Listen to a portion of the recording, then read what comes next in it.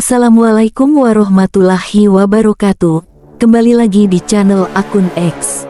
Dalam kebudayaan Jawa, Danyang, bahasa Jawa, Danyang adalah roh halus yang melindungi suatu tempat atau wilayah seperti pohon, gunung, mata air, desa, mata angin, atau bukit.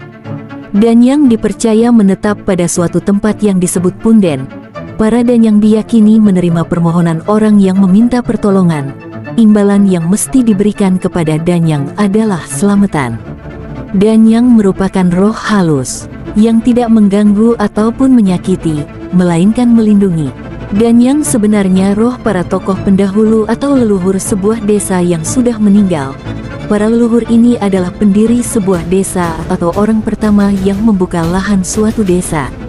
Danyang desa, ketika masih hidup sebagai manusia, datang ke sebuah daerah yang masih berupa hutan belantara, lalu membersihkan daerah itu untuk kemudian mendirikan sebuah desa. Danyang tersebut kemudian yang berperan menjadi lurah atau pemimpin desa tersebut. Dia berhak untuk membagikan tanah kepada pengikut atau keluarganya.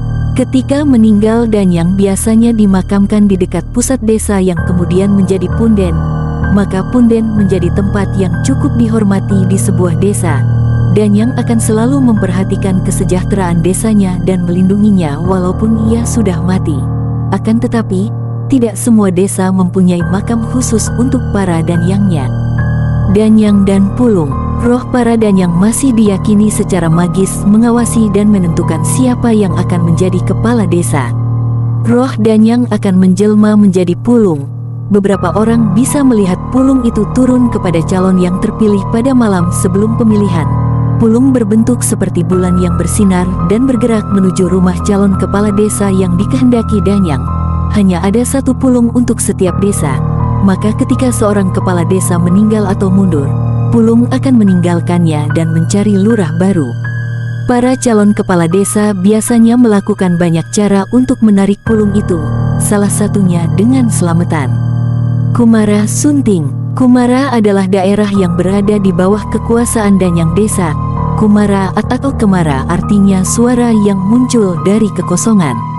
Misalnya ketika seorang dukun ternama di sebuah desa meninggal, maka akan terdengar suara yang muncul tiba-tiba tanpa diketahui asalnya. Maka kumara adalah seluruh ruang angkasa desa, tidak hanya yang berada di atas permukaan tanah. Anak Danyang, Sunting. Anak Danyang merupakan roh halus yang membantu Danyang untuk yang mengawasi dan melindungi desa. Anak-anak Danyang tinggal masing-masing di keempat sudut atau pojok desa. Danyang dan animisme Jawa. Sunting. Animisme menjadi dasar kepercayaan yang tumbuh dalam masyarakat Jawa. Kepercayaan ini meliputi keyakinan tentang keberadaan makhluk halus dan roh leluhur yang mendiami tempat-tempat tertentu. Walaupun orang Jawa telah melewati beberapa periode perkembangan keagamaan, animisme masih hidup dalam kepercayaan orang Jawa sampai sekarang. Animisme Jawa yang mempercayai keberadaan roh-roh di tempat-tempat tertentu mengelompokkan makhluk halus menjadi 3 jenis, yaitu Danyang, lelembut, dan roh leluhur atau yang sudah meninggal.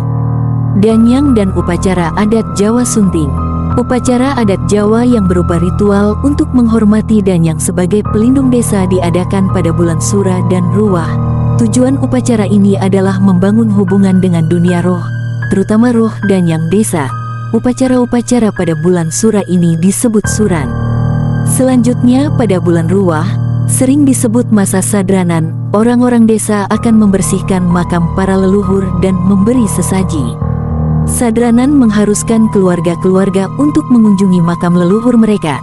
Akan tetapi, yang utama adalah memberi sesaji kepada Danyang sebagai pelindung desa atau juga makam tokoh-tokoh legendaris yang dianggap sakti. Macam sesaji. Sunting.